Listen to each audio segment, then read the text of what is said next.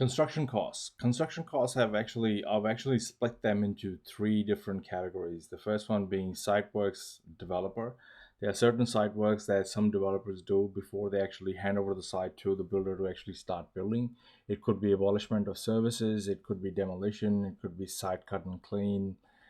They might put safety hoarding on it, do some civil works and so on. So if there are certain works that the developer actually carries on which are directly related to construction, they can be allocated here, and they have been clubbed together so that the bank can actually fund these costs together.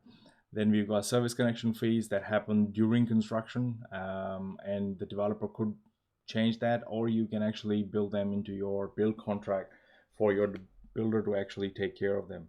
The second section is, and in here you can come in and you can put in your details based on the stages they are going to happen.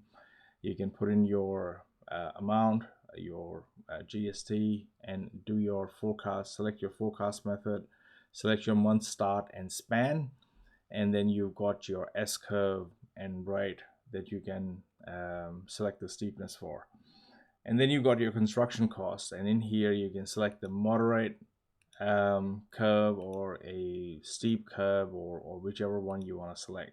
But these construction costs, you don't really have to do anything. They automatically come from your construction and sales sheet, and they are exactly the same in here. For, let's say, this is the international version. I'll just expand all of these.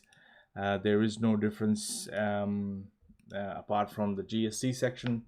So you can easily come in and put in the details. Again, and the construction costs are actually linked to your construction and sales sheet. So filled out, it will look something like this. It looks a lot busy and you don't know what's going on. But as I said, go for blue and you will know what needs to be done and the things that you need to be careful of.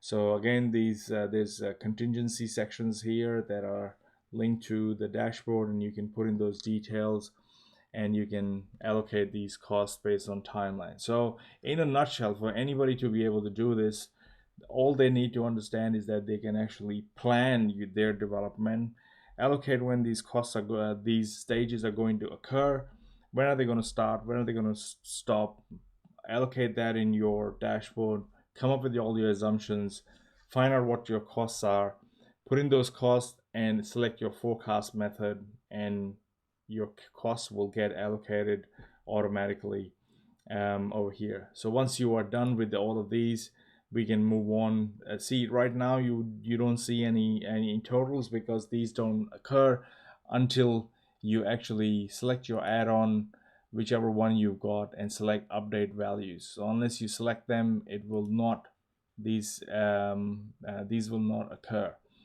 So be careful with any of these and make sure that you've got the selection right.